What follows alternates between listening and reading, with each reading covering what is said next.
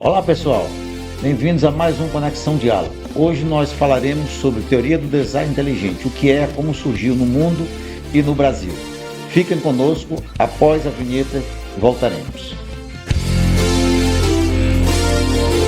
Informação, entretenimento, cultura, negócios, saúde, educação e fé. No ar, Conexão Diálogo com o Dr. Paulo de Tarso. Mais que um podcast, um debate sobre a vida. Oferecimento Wiki Telecom, a maior operadora de telecomunicações do Maranhão. Cell Dental, centro especializado em atendimento odontológico com qualidade e excelência. Instituto Brasileiro de Serviços Médicos, IBMED. CB2Go, o sabor especial do café mineiro, na melhor cafeteria de São Luís. Realização S23 Produções. Conexão Diálogo com o Dr. Paulo de Tarso.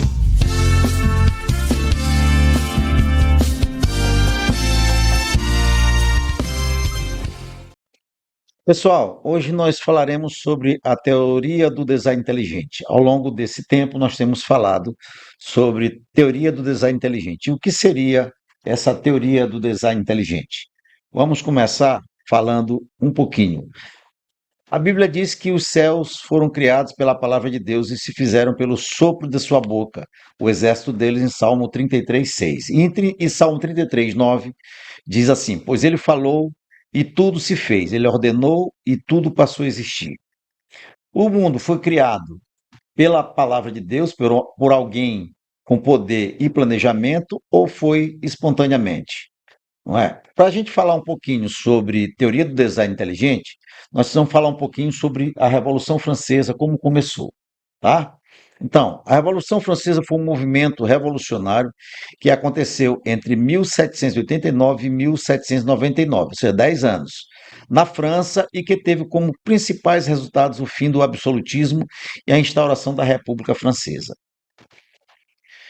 A Revolução Francesa também foi um marco na história da humanidade, pois inaugurou a Declaração dos Direitos do Homem e do Cidadão, que universalizou os direitos sociais e as liberdades individuais. Primeiro começou se expandindo por toda a Europa. A Revolução também foi inspirada nos ideais iluministas e teve a participação popular, principalmente da burguesia, dos camponeses e das classes urbanas. A Revolução Francesa também inspirou outras revoluções em todo o mundo, como as independências dos países sul-americanos, dentre eles o Brasil. A Revolução Francesa também ajudou a moldar os conceitos modernos de Estado-nação, democracia ocidental e direitos humanos, com a Declaração dos Direitos do Homem e dos Cidadãos. Alguns dos principais acontecimentos da Revolução Francesa foram: primeiro, a queda da Bastilha em 14 de julho de 1789, que foi um marco que espalhou a Revolução Francesa, logicamente, pela França. Né? Segundo, a Revolução Francesa causou a abolição do regime feudal e senhorial e a supressão do dízimo, que era um tributo que os camponeses pagavam pela sua produção. A Revolução também Francesa, ela fez a separação entre igreja e Estado com a transformação dos clérigos, dos religiosos, em assalariados do governo. E também a composição da classe social, nessa época na França, era dividida em quatro classes. A alta burguesia, que eram banqueiros, industriais e comerciais, e a média burguesia, que eram profissionais liberais e funcionários públicos, a baixa burguesia, que eram pequenos comerciantes, e as classes populares, que se diziam em artesãos, se dividiam em artesãos, operários, camponeses, servos e sans-culottes, que era a classe mais inferior. A Revolução Francesa também, em quarto lugar, ela fez a separação e a criação dos três poderes, o legislativo, o judiciário e o executivo, conforme nós vemos hoje na maioria dos países do mundo. A Revolução Francesa também causou a substituição do calendário gregoriano, que era o calendário que nós usamos hoje, por um calendário chamado revolucionário, em que o ano 1 era 1793, ano do nascimento da República Francesa. A Revolução Francesa causou também a descristianização da França durante a Revolução. A abolição dos domingos por serem destinados a adoração cristã, causando um grande impacto na igreja. Tiveram vários vultos importantes na Revolução Francesa, mas nós destacamos aqui Robespierre e Danton, que foram os idealizadores e os condutores da Revolução Francesa. A Revolução Francesa também influenciou toda a Europa, né, a divisão política da Europa da época, causando um grande impacto em toda a sociedade europeia. No resumo, os principais acontecimentos foram da Revolução Francesa: a queda da Bastilha, a população francesa invadiu a prisão, que era um símbolo da opressão absolutista. Na fase 3 da Revolução Francesa, a Assembleia Nacional Constituinte, para elaborar uma nova Constituição, e um diretório chamado, a Assembleia Legislativa e um diretório chamado. Os principais partidos da Revolução Francesa foram os girondinos e os jacobinos. Os girondinos, definidores de medidas conservadoras, e os jacobinos eram os transformadores, tá certo? As consequências da Revolução Francesa: fim dos privilégios da aristocracia, o fim dos resquícios do feudalismo, a consolidação do capitalismo, a queda do absolutismo na Europa, que tem influenciado toda a Europa, a popularização da república como forma de governo, a separação de poderes e a aplicação dos ideais liberais. Todos os homens são iguais perante a lei. Daí vem em várias constituições pelo mundo a igualdade das pessoas perante a lei. E também por que aconteceu a Revolução Francesa? Ela foi inspirada pelos ideais iluministas e motivada pela situação da crise econômica. Não é? Bom, após a Revolução Francesa, 60 anos depois, surgiu um livro publicado por Charles Darwin, um naturalista britânico. Em 1859, ele publica A Origem das Espécies, em que ele dizia que era uma teoria desenvolvida a partir de uma viagem que ele fez no navio chamado Beagle, realizada em 1831 e 1836, quando Darwin pôde perceber que espécies extintas e espécies atuais tinham características em comum. Nós vamos falar disso mais para frente, como foi essa viagem, vamos mostrar como foi o percurso da viagem que ele fez, tá bom? Os seres vivos, segundo ele, mudam ao longo do tempo e que o ambiente determina a importância de cada característica de um indivíduo. Os organismos mais bem adaptados ao ambiente têm mais chances de sobreviver e deixar mais descendentes, segundo a teoria da evolução, certo? Segundo A Origem das Espécies de Charles Darwin.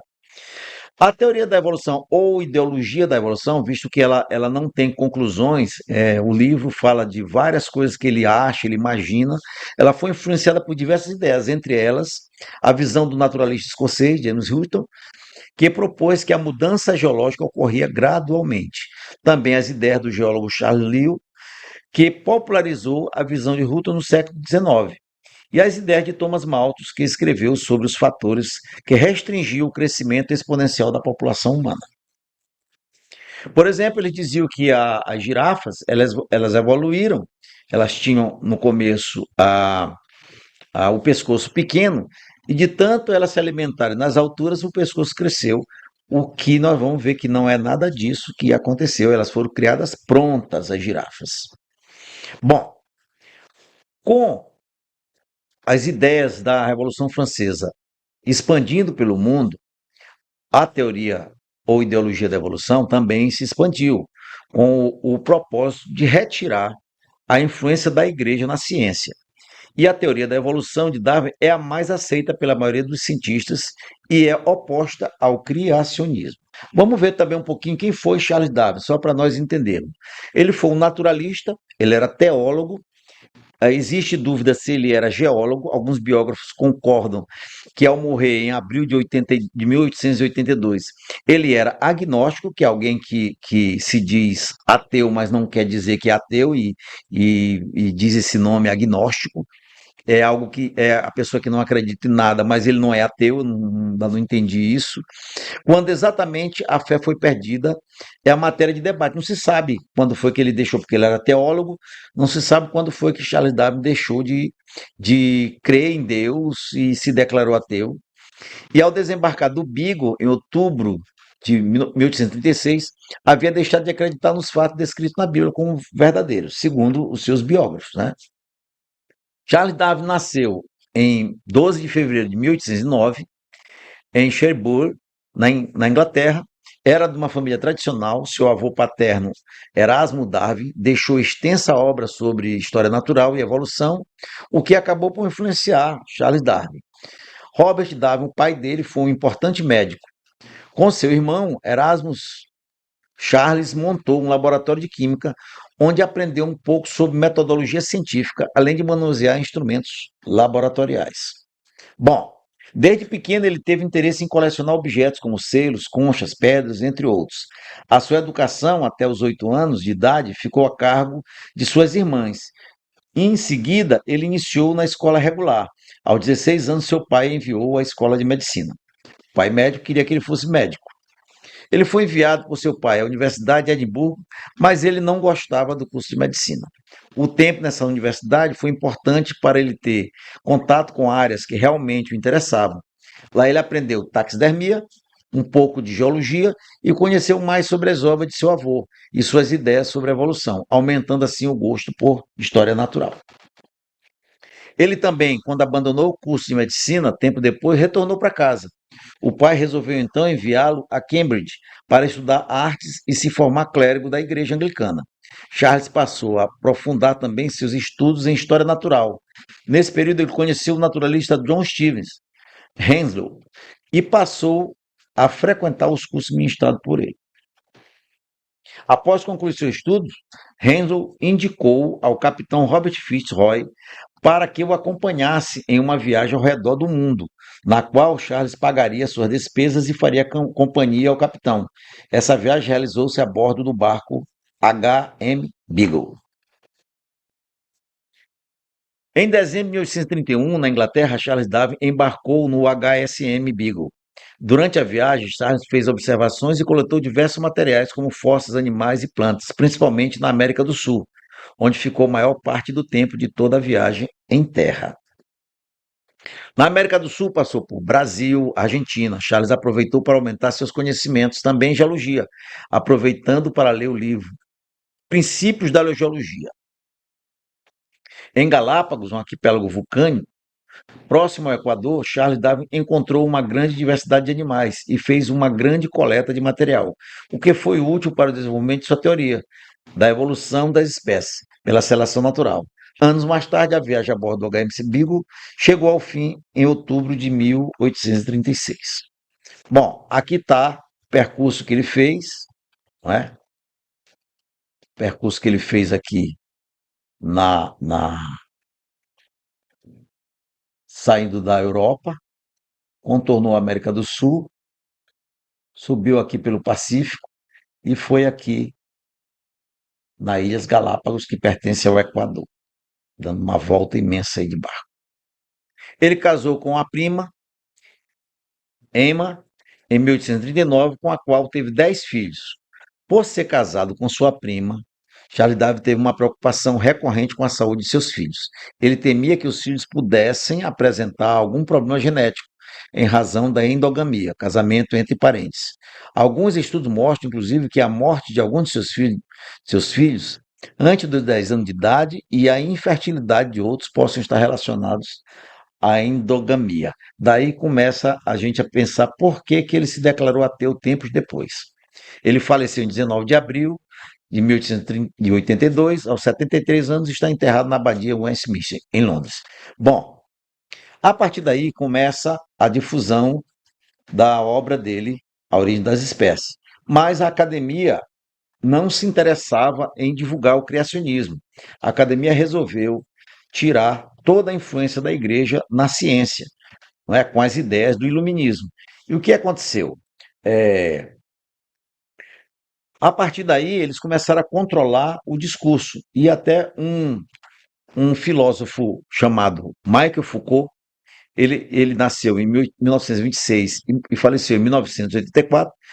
Ele foi um filósofo contemporâneo que dedicou a reflexão entre poder e conhecimento para manter o estado de dominação de uma única forma de pensar, ou seja, de controlar o discurso. E a academia passou a controlar esse discurso, impedindo as ideias do criacionismo, só difundindo as ideias do evolucionismo. Os conceitos de Foucault sobre o controle do discurso são, primeiro, a interdição da palavra. Algumas palavras passaram a ser proibidas na academia, não é? Qualquer palavra que dissesse respeito a criacionismo, a Deus, a religião, a Bíblia, eram proibidas. A segunda tese dele sobre controle do discurso são a segregação à loucura. Qualquer pessoa que falasse ou que fale até hoje sobre criacionismo é atribuído a ele loucura. Ele é louco, fala de coisas que não existem. A terceira teoria dele sobre o controle do discurso é a rarefação do discurso dos oponentes, ou seja, esse discurso não vale nada, não representa nada, é só a imaginação da pessoa, tudo que ele escreveu não tem valor, desmerecendo o discurso de quem fala. E a quarta teoria dele é o controle da produção de disciplinas, ou seja, essas disciplinas que falam sobre outra coisa que não seja a evolução, elas estariam proibidas, não é? Mas Deus tem o controle.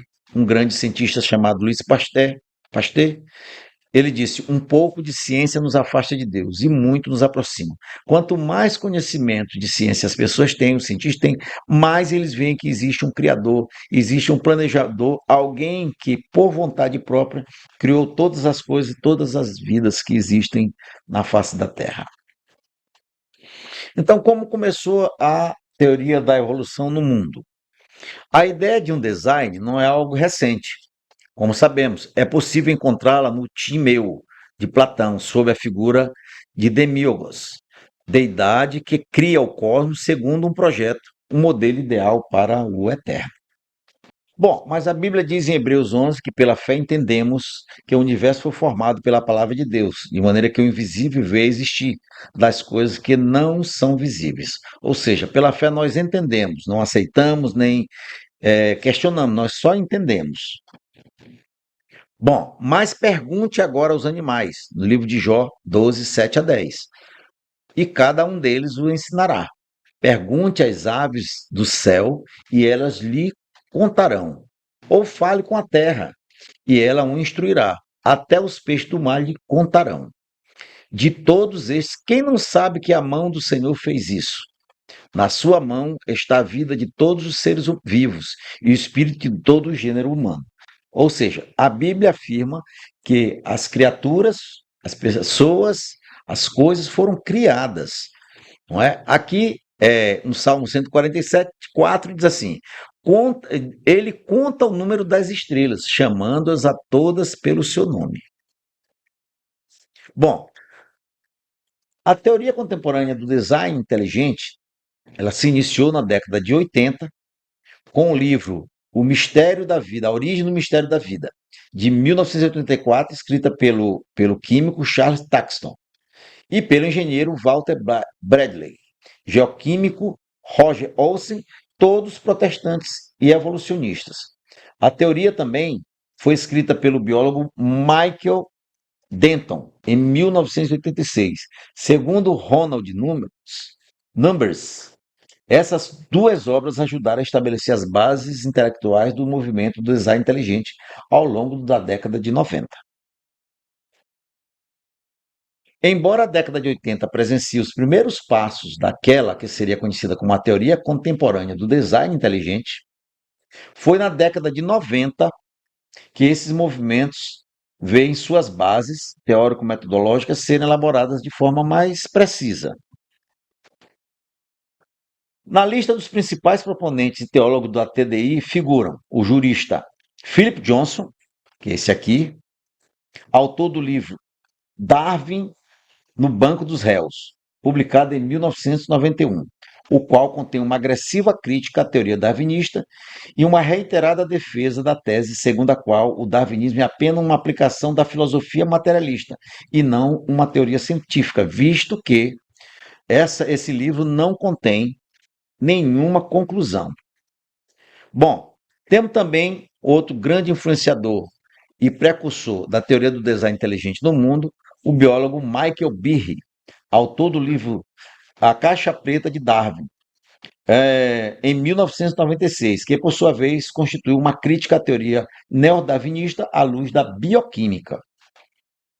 Temos também outro precursor, o matemático e filósofo William Dembski, cuja tese doutoral ele escreveu Eliminando as Chances de Pequenas Probabilidades, foi publicada pela editora da Universidade de Cambridge em 1998. Dembski procura estabelecer um critério plausível para se detectar o design na natureza.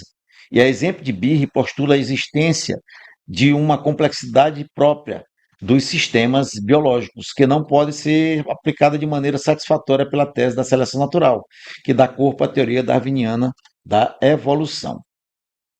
Outro também que é um precursor é Jonathan Witt, um dos pesquisadores do Discovery Institute, e talvez ele esteja conosco aqui no segundo Congresso Maranhense da Teoria do Design Inteligente, em outubro.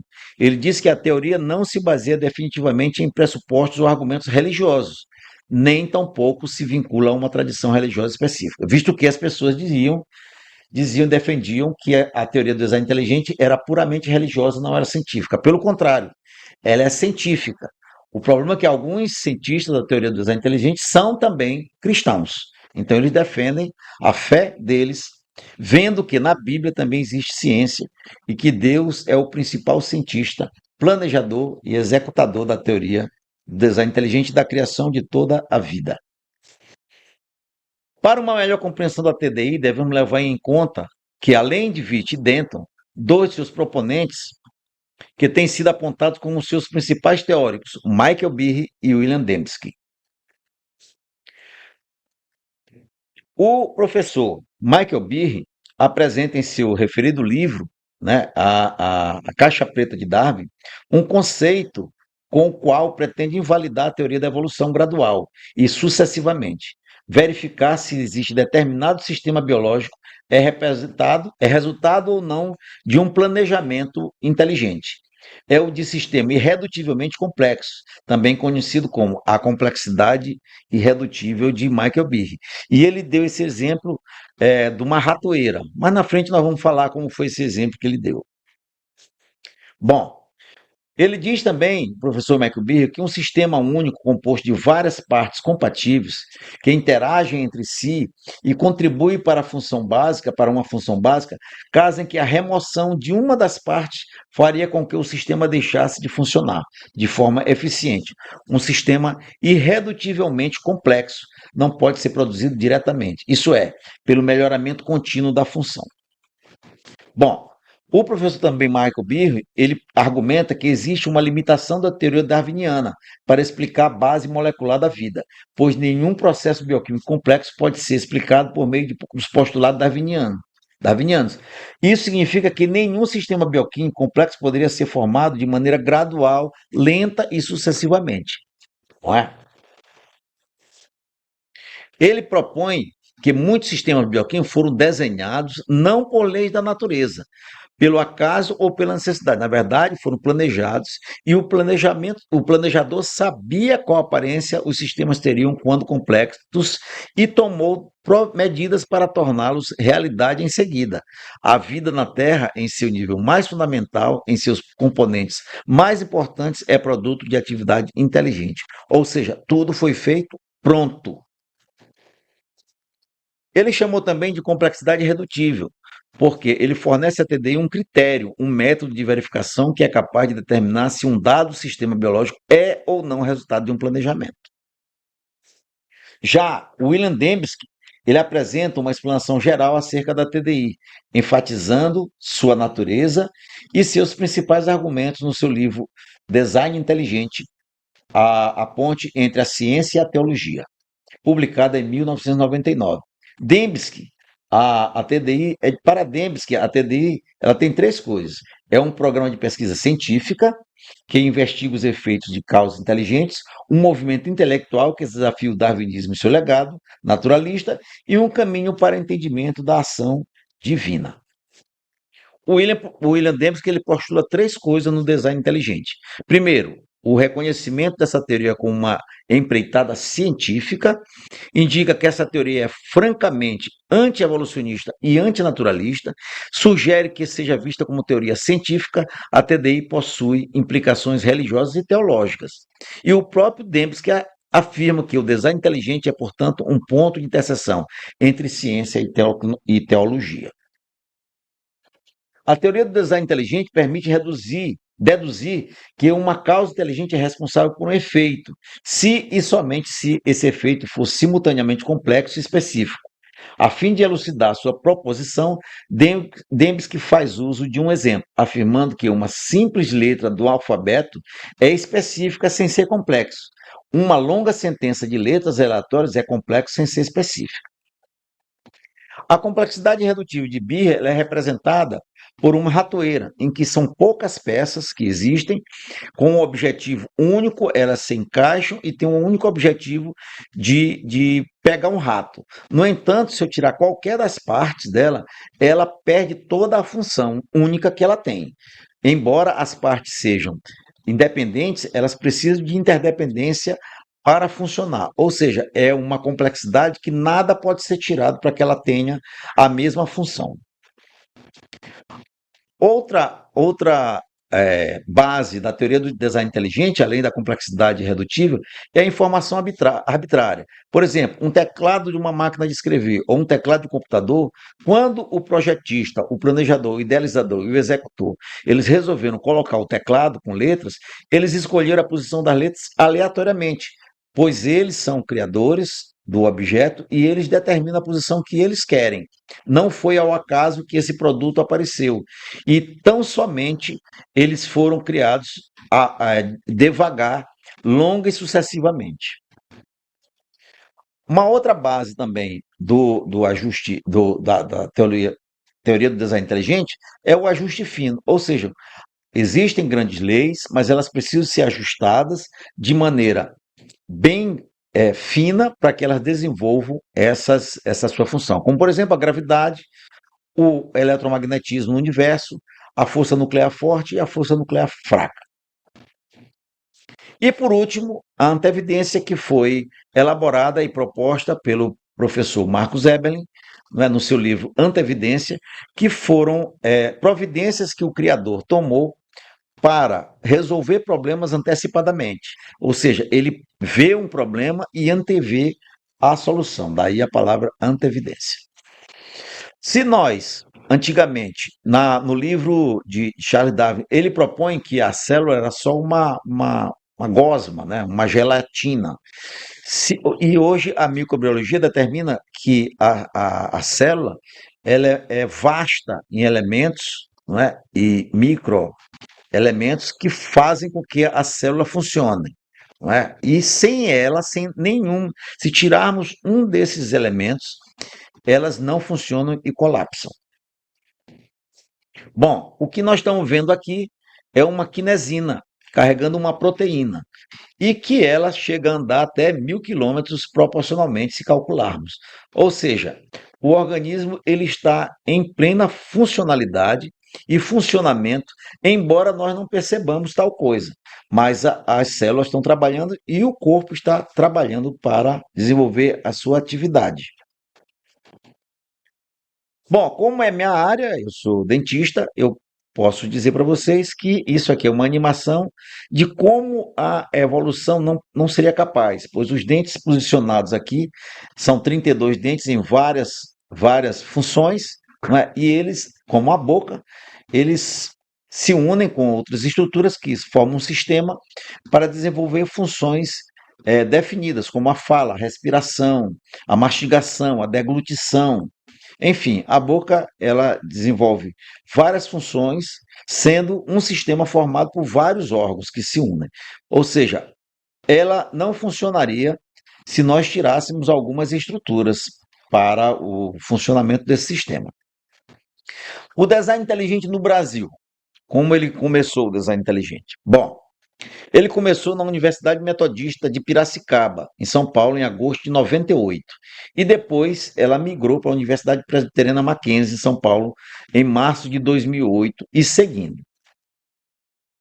Ela começou como o Núcleo Brasileiro de Design Inteligente. E apesar de não termos um registro histórico formal, foi organizada e fundada em agosto de 98 na Unimep, Universidade Metodista, em Piracicaba, São Paulo, Brasil, por alguns alunos de pós-graduação, após lerem e discutirem reservadamente as ideias de Michael Beer no seu livro A Caixa Preta de Darwin, com a discussão das implicações do desafio da bioquímica à teoria da evolução através da seleção natural de Darwin. Segundo o professor, que no final nós vamos dizer o nome dele, o núcleo não cabia numa Kombi, devido a ser pessoas que, para ingressarem no Núcleo Brasileiro de Design Inteligente, o critério era extremamente rigoroso, só para quem possuía mestrado ou doutorado, e mediante indicação de alguém do próprio núcleo. Seria essa a razão dos integrantes do NBI não encher uma Kombi? Ele pergunta. Nesse período de 2004 a 2012, destacamos a prestigiosa e valiosa ajuda dada pelo Dr. Rui Carlos de Camargo Vieira, da Sociedade Criacionista Brasileira, na divulgação da TDI em seus seminários Filosofia das Origens, em diversos estados do Brasil, com todas as despesas de transporte aéreo e hotéis pagas. Nós, da teoria do Design Inteligente Brasil, somos imensamente gratos por essa ajuda e tratamento. Depois de 10 anos voando abaixo do radar da nomenclatura científica, o doutor e pastor Augusto Nicodemos Lopes, então chanceler da Universidade Presbiteriana Mackenzie, em São Paulo, ouviu falar sobre o grupo de design inteligente e convidou para almoçar o nosso então dirigente Enésio de Almeida Filho, para explicar o que era a teoria do design inteligente. O professor Enésio foi precursor da teoria do design inteligente, ou TDI Brasil, que nós vamos chamar a partir de agora de TDI Brasil, e em 2014 decidimos estar em primeira pessoa e segunda pessoa, porque ele que está narrando essa história. Em 2014 decidimos que era a hora da TDI voar com alcance do radar no Brasil, e tivemos nossa primeira conferência e lançamento da Sociedade Brasileira de Design Inteligente. Foi então elaborado o primeiro Congresso Brasileiro de Design Inteligente. Iniciou na sexta-feira, 14 de novembro de 2014, com a cerimônia de abertura às 18h30, palestra de abertura e um jantar de gala com música ao vivo. Por ocasião da abertura do Congresso, o NBI, o Núcleo Brasileiro de Design Inteligente, criado em agosto de 98, em dependências de um programa de pós-graduação da Unimep, Piracicaba, São Paulo, deixou de existir para se tornar SBDI, Sociedade Brasileira do Design Inteligente. O objetivo principal desse congresso foi a formação de uma comunidade de cientistas e profissionais para defender e difundir a TDI no Brasil, por meio de palestras, artigos e grande mídia, de modo a defender a teoria do design inteligente com seus fundamentos teóricos corretos, com verdadeiro conhecimento e total apoio da Sociedade Brasileira do Design Inteligente. Esse é a foto, né, uma foto histórica do primeiro Congresso do Design Inteligente, com todas as pessoas que participaram aqui, pessoas que a gente consegue identificar, até hoje estão no TDI Brasil, já fazem parte da Sociedade Brasileira, e foi criado então o Discovery Mackenzie naquela época. No dia 5 de maio de 2017, com a presença de Steve Byrne, presidente do Discovery Institute, de Michael Beer, que estava presente, Douglas Ash, diretor do Instituto de Biologia, Steve Burr, Dr. Augusto Nicodemos, Dr. Marco Eberlin e o professor Enésio de Almeida Filho, entre outros convidados, foi inaugurado o Discovery Institute Mackenzie, um projeto conjunto do Discovery Institute da Sociedade Brasileira do Design Inteligente e da Universidade Presbiteriana Mackenzie. Veja que o grupo aqui é reduzido, mas de uma importância. É um centro de pesquisa interdisciplinar que promoverá pesquisa científica sobre as evidências de design inteligente na natureza, além de explorar a relação entre ciência e cultura, incluindo a relação entre ciência e fé. E aí estão os primeiros 6 feras não é? Professor, deixa eu voltar aqui, Dr. Michael Birri, Dr. Enésio, Dr. Marcos Eberlin e os outros aí. E essa daí é a foto do Instituto Mackenzie. Bom, segundo o Dr. Vladimir, a ideologia e a filosofia do neordarwinismo, que é vendida por seus adeptos como um fundamento teórico-científico da biologia, dificulta seriamente o desenvolvimento da ciência e esconde dos alunos os problemas reais do campo. Segundo o Dr. Vladimir, ele é professor de bioorgânica na Universidade Estadual de Moscou e é membro da Academia Russa de Ciências Naturais. Aqui, para conhecimento, é um certificado em que consta todos aqueles que participaram da difusão da teoria do design inteligente. Esse é o professor Enés de Almeida Filho, ele é presidente emérito da Sociedade Brasileira de Design Inteligente, em Campinas, São Paulo. Escreveu esse artigo baseado no livro A História da Design Inteligente, de Thomas Woodward, que é doutor e escrito de outros teóricos do movimento do design inteligente. Quem são os membros do design inteligente no Brasil? São profissionais e acadêmicos brasileiros ou estrangeiros, graduandos ou graduados em áreas diversas do conhecimento científico e que assumem como compromisso único e exclusivo defender a ciência e seguir seus dados, promovendo o livre debate acadêmico científico sobre nossas origens, debate este que contemple como possíveis causas tanto a ação de processos naturais, como propõe a teoria da evolução darwiniana, como também a ação de uma mente inteligente, como propõe a teoria do design inteligente. Ou seja, são cientistas que defendem que a vida, o universo, a Terra e todas as coisas foram criadas, planejadas e executadas por alguém que tem muito poder para isso. E cada um define quem é esse design. Não é? Os cristãos definem que a melhor inferência sobre o design seria o Deus da Bíblia. Bom, mas não se proíbe que outros tenham suas opiniões na TDI. Pelo contrário.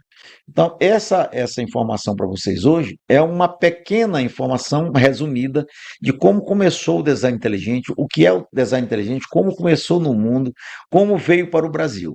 Em outubro de 2025, desse ano, 2025, se Deus permitir, nós faremos o segundo Congresso Brasileiro da Teoria do Design Inteligente, o segundo Congresso Maranhense, desculpem, da Teoria do Design Inteligente, em São Luís, dias 24 e 25 de outubro. Fiquem atentos, nós divulgaremos o calendário, divulgaremos os palestrantes, não é? Divulgaremos o local, né? E também teremos uma surpresa muito grande para os que se inscreverem e vierem para o congresso. Não é? Faremos uma excursão para o Lençóis Maranhense, que é uma das maravilhas atuais do mundo, e vocês vão conhecer os Lençóis Maranhenses. E aqui eu vou passar um vídeo de uma curiosidade muito grande de um peixe um peixe-gato que tem no Lençóis Maranhenses, que ele procura água e sai rastejando pela areia. Quem nunca ouviu falar do Lençóis Maranhenses ou nunca foi, terá a oportunidade de conhecer. Vou passar aqui esse videozinho rapidinho. Fiquem atentos aí, o que o peixe faz, peixe-gato.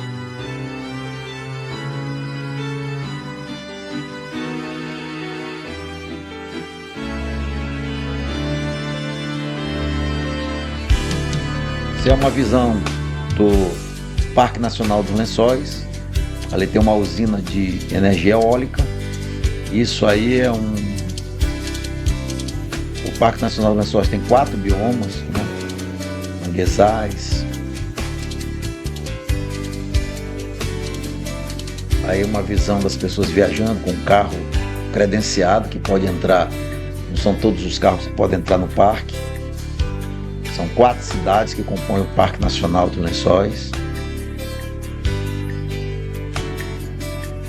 Essa daí é a usina eólica, né, que fica no Parque Nacional, e também uma parte do chamado Fronhas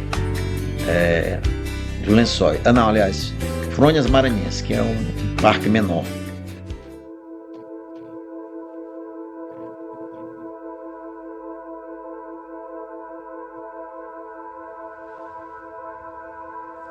Onde é que tu acha melhor nós fazer a peça? Imagina o que é necessário para ser um pescador em um deserto.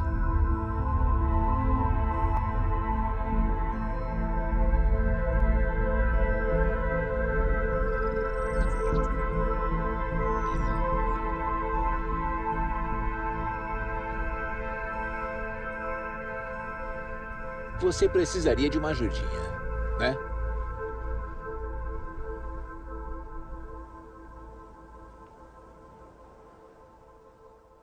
Isso aí é o rastro que o peixe deixa. Os pescadores começam a identificar.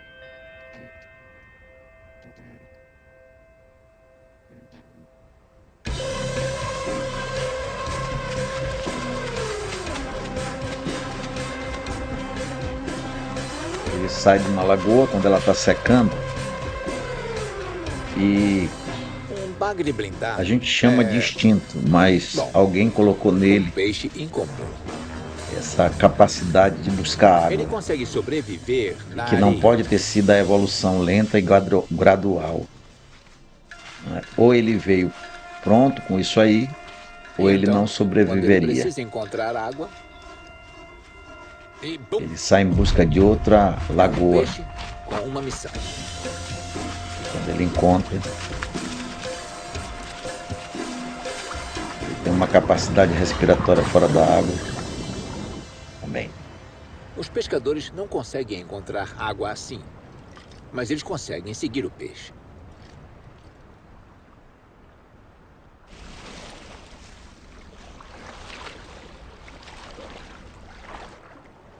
Isso. Até o dedo.